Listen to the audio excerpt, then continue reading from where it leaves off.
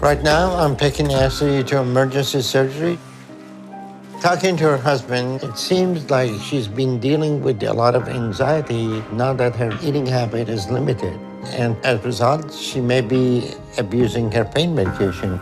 That's never a good situation, but with a The original show follows ultra-morbidly obese patients, often 500 plus lbs, working with bariatric surgeon Yonah Dr. Now, to qualify for surgery, lose weight, and restructure their lives.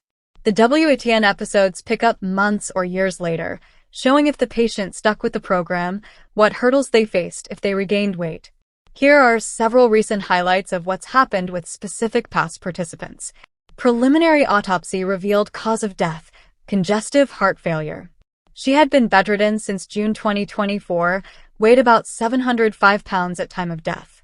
On her episode, she had started at 531 lbs and reduced to 505 lbs.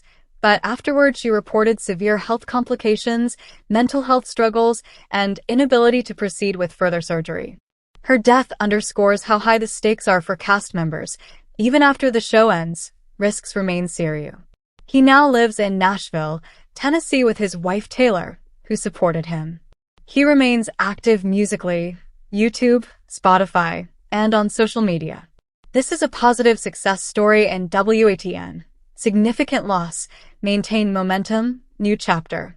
According to her obituary, she had previously moved from Ohio to Houston to get help, but her commitment to the program was inconsistent. However, in their WATN check-in, February 2025, it was revealed they had regressed.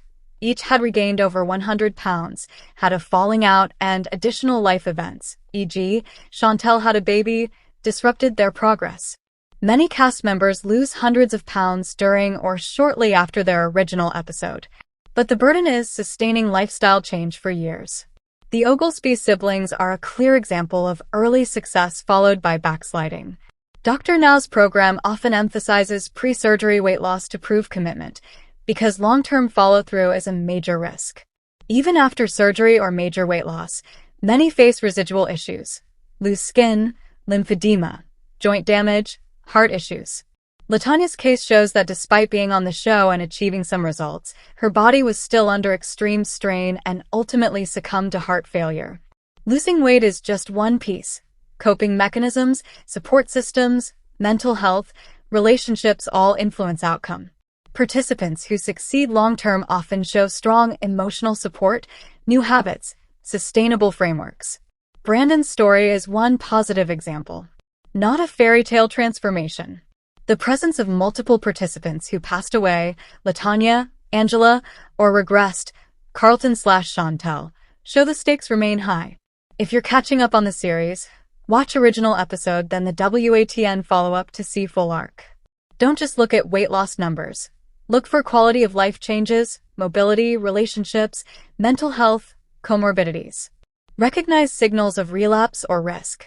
Large weight regain, loss of support system, new major life events, pregnancy, relationship breakdown, job loss. The Oglesby siblings show many of these. Use what you watch as data points, but don't assume that your journey will mirror the TV arc. Individual variables differ. Consider the role of support: family, friends, professional, nutritionists, therapists, surgeons. Participants with strong support tend to hold better outcomes. Understand that sagging, loose skin, medical complications, skin removal surgery, lymphedema, are often underrepresented in before/after photos but present in WATN discussions. For any viewer who is thinking of weight loss surgery, consult with medical professionals, ask about long-term follow-up, psychological evaluation, support groups. The show highlights how many people struggle after the surgery if the support system is weak. The WATN franchise provides some of the most sobering and insightful glimpses into extreme obesity journeys and long-term change. It shows that the story doesn't end when the weight drops or the surgery is done. The fight is ongoing, the stakes high, the success is hard-won. From the positive, Brandon Scott's musical career post-weight loss, to the tragic, LaTonya Potton's passing at 40, to the what happened next, Carlton and Chantel's regression, the show invites reflection about health, risk, transformation, and the human condition. Megan's unhealthy relationship with food began at an early age, and around the time she was 5 or 6 years old, she recalls she weighed about 200 pounds. After admitting she just can't continue to live like this, it's a living hell, Megan embarked on her weight loss journey and made incredible progress. So where is Megan now? Was she able to undergo weight loss surgery? Here's everything we know. Let's rewind back to when we first met Megan on the My 600 Pounds Life. For Megan, who didn't even see her beloved father, he has since passed according to her Facebook account, because he lived 30 to 45 minutes away at a facility that was too far for her to drive to, making the 2-day trip to Dr. Now's office filled her with inspiration. For the first time in years, she got to see a world outside of the confines of her mother's house, where she lived. Dr. Now was surprised at her health when she arrived in his Houston office. "It's shocking to see so many medical issues in someone so young," he said of her many conditions and the 12 medications she had to take daily. "Some of the medications you are on," he added at another visit, "typically people in their 40s, 50s, and 60s are on." Megan knew she couldn't go on with her health the way that it was. "I know my health is really bad now because the more I move, my breathing gets worse and worse," she said.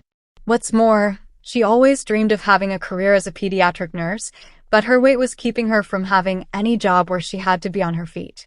Megan's journey was a very long and windy one.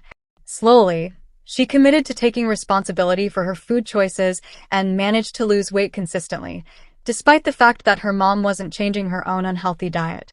At the 3-month mark, Megan lost 14 pounds. By the next checkup, a few months later, she weighed 558 pounds. "You still haven't made much of a change in your eating habits, and that's the issue right now," Dr. Now scolded. After Dr. Now told Megan she had to buckle down to get approved for surgery, she and her mom moved to Houston. By her next weigh-in, she lost 37 pounds, for a total of 84 pounds since the program started. "You've at least stayed consistent," Dr. Now commended. The doctor and patient made a deal. "If you lose 30 more and get down to 500, Dr. Now offered, to show us your body is healthy enough for weight loss surgery, we will move ahead with that." A year and 1 month after her initial visit with Dr. Now, Megan still wasn't quite ready to undergo surgery due to her health issues. However, in Season 9, Episode 5 of My 600 Pounds Life, Where Are They Now?, which aired on May 29, 2024, we learned that 1 year and 6 months into the program, Megan finally qualified for surgery. After Dr. Now performed a gastric sleeve on Megan, she decided a year and 8 months into the program that she wanted to relocate back to Illinois. 2 years after her initial visit with Dr. Now, Megan dropped down to 368 pounds, reflecting a total weight loss of 237 pounds. Between the surgery and her improved eating and exercise habits, Megan was able to do more chores around the house, bike ride, and take her dogs for walks. Despite showcasing her weight loss journey on TV, Megan keeps private these days. She hasn't updated her Facebook page since 2020 and doesn't appear to be active on any other social. Many of the people who appear on TLC's popular reality show My 600 Pounds Life are looking for help to turn their lives around. These super morbidly obese folks weigh over 600 pounds, as the title implies, and hope to work with bariatric surgeon Dr. Yonan, affectionately called Dr. Now.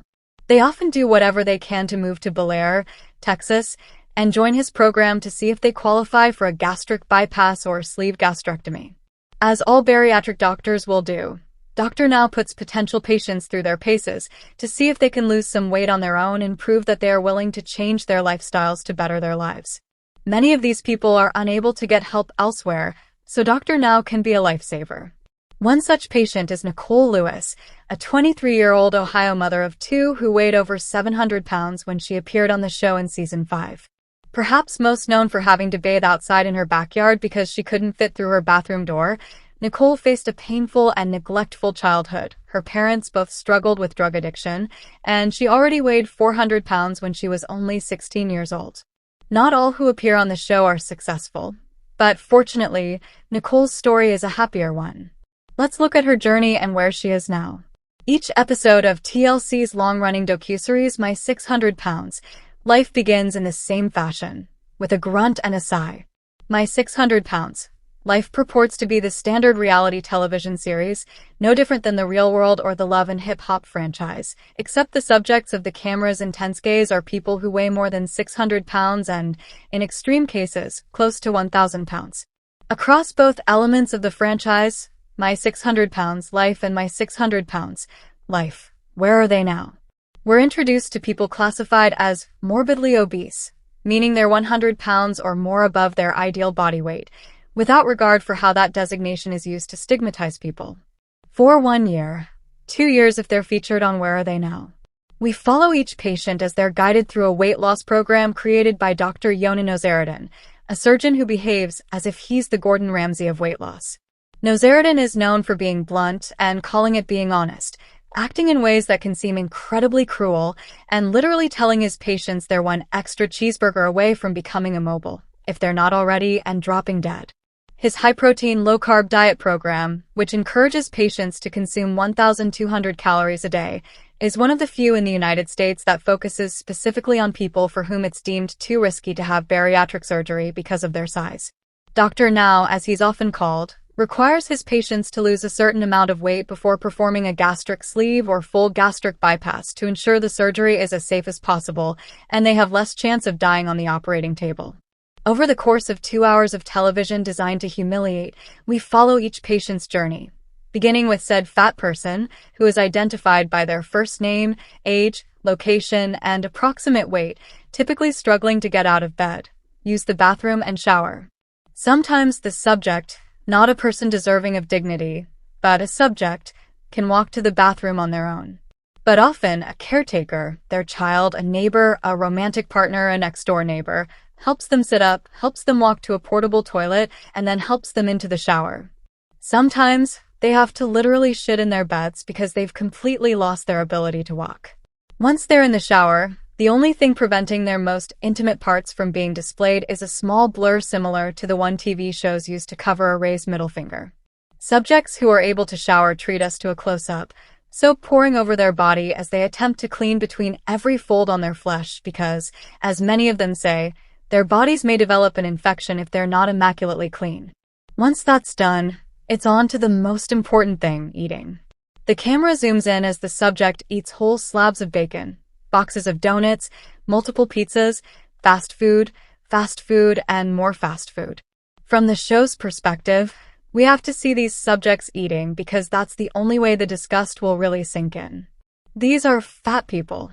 The show tells us, look at them. Do you want to be like them? Stop eating.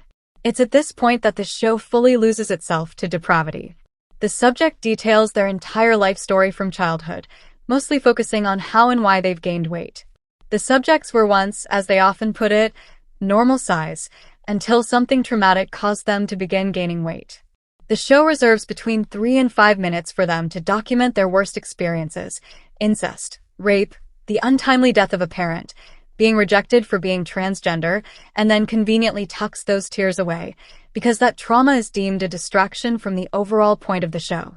Yes, their pasts are sad and all, but we're here to poke fun at these fat people, and we shouldn't ever forget it. These are fat people. The show tells us, look at them. Do you want to be like them? Stop eating. It's at this point that the show fully loses itself to depravity. By the time our subjects arrive in Houston to meet with Dr. Now, they've all declared that they're at their wits' end. They're going to die if they don't lose weight, and he's their last hope before they eat themselves into an early grave. Dr. Now is sure to reiterate that over and over again, as the subjects break down in front of him, begging for his help and saying that they have no idea how they got to the point of being bedridden. He doesn't peel back this layer of the onion either. Being fat is enough. We don't see him sending his patients to psychotherapy to address their issues or immediately referring them to a professional nutritionist who can help them learn how to nourish their bodies without overeating. Instead, he gives them a weight loss goal: lose 50 pounds, 60 pounds, or 70 pounds in the next 2 or 3 months, and a strict diet. Eat 1,200 calories, walk every day to strengthen your body, and you'll be good as new. Mind and emotions be damned. Following the success of My 600 Pounds Life, TLC released Too Large, another reality TV show about fat people losing weight, in 2021. Though it has the same premise as My 600 Pounds, life, it isn't as degrading because Dr. Charles Proctor, the bariatric surgeon who oversees the show's weight loss program, helps the patients in every aspect of their lives instead of berating them for ratings. He recognizes that many of his patients, like Corey, who gained weight after his mother rejected him because he's gay, need more than a strict food regimen. They need a doctor who cares about their overall well-being. While Dr. Now typically doesn't send his patients to psychotherapy until they're in danger of regaining the weight they've lost. Proctor immediately refers his patients to a counselor. While Dr. Now pokes fun at his patients who are struggling with their hygiene, Dr. Proctor talks to his patients about the benefits of hiring an in-home health aide. While both shows treat fatness as a humiliating condition, Too Large has found a way to humanize the people it follows, allowing them to keep their dignity. It's an exception in a larger pool of shows that would rather embarrass fat people than help them in whatever way they need, whether it's losing weight or getting a housing voucher to prevent them from becoming homeless. There comes a time within these shows when the subject is encouraged to debut their smaller body, showing off their new figure to family members and friends who've been waiting for a reveal that proves their loved one has been cured. These previously bedridden people are now able to fit into clothes that used to be inaccessible to them. They're off crutches, out of wheelchairs, and able to walk around their neighborhood. Their children respect them again because they no longer have to take care of them. They start dating and sometimes they fall in love. They become visibly confident, wearing flashier, splashier shirts and bolder wigs, putting on a piece of jewelry or two, adding an extra switch to their walk. These shows tell us that losing weight not only lengthens a person's life, but also gives them the confidence to face life's obstacles, take a risk on love, and make others proud in the process. What they don't tell us, however, is the moral conundrum that accompanies shows airing some people's last moments for the sole purpose of poking fun at them. Multiple patients have died either while filming My 600 Pounds Life or in the months and years afterward, and their deaths are nearly always attributed to obesity. Many of them die from heart attacks, a fear that plagues me as someone with heart failure, so Dr. Now is often praised in Reddit forums for attempting to save their lives. But what kind of savior would flaunt a person's sickness on television for ratings? Apparently, one who understands that fat jokes are a specific kind of currency that can always be cashed in season after season. My mother and I often used to joke that we should attempt to be cast on The Biggest Loser, especially when the show was in its heyday on NBC. We should throw our name in the ring, my mother would say to me half-jokingly. Oh no, I don't think so. You won't embarrass me on television. Plus, we're not even fat enough. They'd kick us off in 2 weeks. The Biggest Loser is a reality TV show that rewards people for losing weight. The person who sheds the most pounds, no matter how it's attained or if it's sustained after the season ends, is awarded a cash prize and the adoration of millions of television viewers who just can't believe how quickly they dropped all those pounds.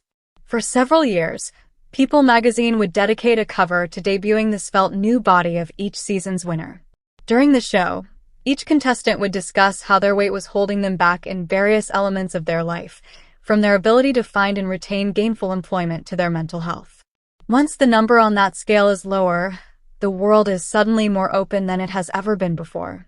Their weight, their super obesity, if that phrase floats your boat, is preventing them from living even a marginal portion of the lives that should be open and available to them. But in order to get access to that brand new life, there's a grueling gauntlet fat people must endure. We must push our bodies to their limits on national television to show the normal, thinner world how miserable we are in our current states. We must prostrate ourselves in front of those who can help us see the error in our ways. In this case, the bariatric surgeons and fitness coaches who will scream at us until we see the light. And then, we must restrict how much food we consume and exercise excessively until we lose enough weight to qualify for the cover of People or for bariatric surgery. For many years, I avoided shows like My 600 Pounds Life. Though my mother, who has experimented with nearly every diet on the market, was a devoted viewer of what I've referred to as the fat reality TV show Vortex, I'd leave the room when The Biggest Loser or True Life, I'm Fat as Hell graced our screen. I did this for myriad reasons, but let's start with the obvious. These shows are ridiculously exploitative. People lose and gain weight all the time, but shows that use this premise to drive ratings, whether it's WeTV's Mama June, From Not to Hot or TLC's Wednesday slate of fat-focused television, reinforce the very idea that fat bodies are a problem to be solved, a conundrum in dire need of being fixed. Even the milder fare, like 1,000-pound sisters and 1-ton family, which are exactly what their titles suggest, feed into this idea. Eventually, though, as is often the case when you're living in the same home with someone, my mother's consumption interests bled into my own. My 600 pounds. Life became one of the shows that we shared, that we are within the universe of, that we have a secret language about. Have you watched our show? Became second nature for us on Wednesday nights after we'd both finished working. People lose and gain weight all the time, but shows that use this premise to drive ratings reinforce the very idea that fat bodies are a problem to be solved, a conundrum in dire need of being fixed. My obsession was sparked by a single episode. A 42-year-old black woman named Octavia lives in Kansas City, Missouri, with a roommate. She weighs more than 650 pounds and hasn't left her bed in nearly 3 years, so she uses a pail at the end of her bed as a toilet. Her roommate, who moved in with her when she became bedridden, brings her a bucket with soapy warm water so that she can wash as much of her body as possible. The best moment in Octavia's entire day is when her sister brings her niece and nephew to visit her. Their visits increase her social interaction and allow her to pressure her sister to purchase her lunch and dinner. Candy is the language she shares with her niece and nephew, whom she allows to reach into a huge plastic bag and remove a piece or two to enjoy. It's dangerous for her to move to Houston to be near his clinic. She disobeys him, packs up her apartment. Her bedroom had been in the living room to begin with, and rides in the back of a van, a trip so painful that she complains about her aches and pains the entire hours-long ride. When she arrives in Houston, she's immediately chided by Dr. Now for making the trip and then shot down. Because Octavia hasn't lost any weight since their initial phone call, she'll need to lose